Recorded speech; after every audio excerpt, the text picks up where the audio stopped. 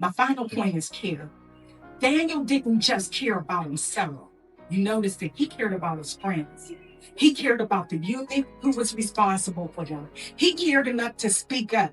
Daniel didn't say, not my monkey, not my show. Well, that's y'all's business. Y'all handle that. This is me. I got to do me, you do you. He didn't say that. He understood that what happened to him was connected to what happened to the people around him. And because Daniel spoke up, God worked through the situation. The boys were healthier, they looked better, they were stronger. Daniel's faith wasn't just benefiting Daniel, it was benefiting his friends. And that's what I want our children to understand. Your relationship with God is not just about you. You're supposed to help somebody get closer to God. So let's ask our young people, are you prepared to help your friends do the right thing? Or are you going to go downtown and get pepper sprayed at the next team takeover? Are you going to film the next TikTok fight? Are you going to encourage your friends to cheat because they don't want to fail? Are you going to laugh when somebody gets bullied because you're afraid somebody will laugh at you? Or are you going to say, no? That's not who we are. Because fitting in does not equal friendship. True friendship cares about your soul. A real friend doesn't just ask, are you having fun? A real friend asks, are you becoming who God called you to be? A real friend doesn't always tell you what you want to hear.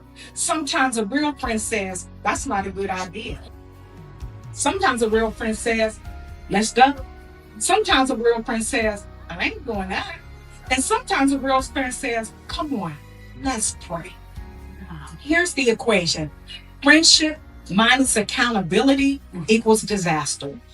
But friendship plus accountability plus God equals growth. That's the kind of friendships I want for our children. And that's the kind of friend I want to be. So doing the math as I close, I want us to do the math. Going back to school isn't just about getting school supplies today, which we are thankful for the church and every volunteer that packed book bags today. We thank God for the supplies. It's not just about the new shoes. It's not just about the haircut and the hairstyles. It's not about getting the right teacher. It's not about making honor roll. It's not just about making honor roll. I hope y'all making honor roll. It's about preparing our children for life. And more importantly, preparing them for a relationship with God. Because when we add God's love, we help them understand their worth. When we add God's safety, we teach them where to turn when life gets difficult. When we add God's connection, we teach them that God is with them, even when we're not. And when we add care, God's care, we teach them that their relationship with God should impact how they treat everyone else. So let's do the math. Love plus safety plus connection plus care plus a relationship with God equals a child prepared for life. And here's the part I want us to remember. We can't do the math for them forever. At some point, they have to know how to do the math themselves. We can teach them, we can model it, we can pray for them, we can correct them, we can encourage them, we can take them to church, we can send them to Christian school, we can put scriptures on the wall, but eventually they have to decide for themselves. God, I choose you. Daniel had to make the decision for himself. And when he got to Babylon, his parents weren't there. His teachers weren't there. Right. His church wasn't there, but God was. And because somebody had prepared him, Daniel knew what to do. And that's the goal. Not just children who know the right answers, but children who know the right one.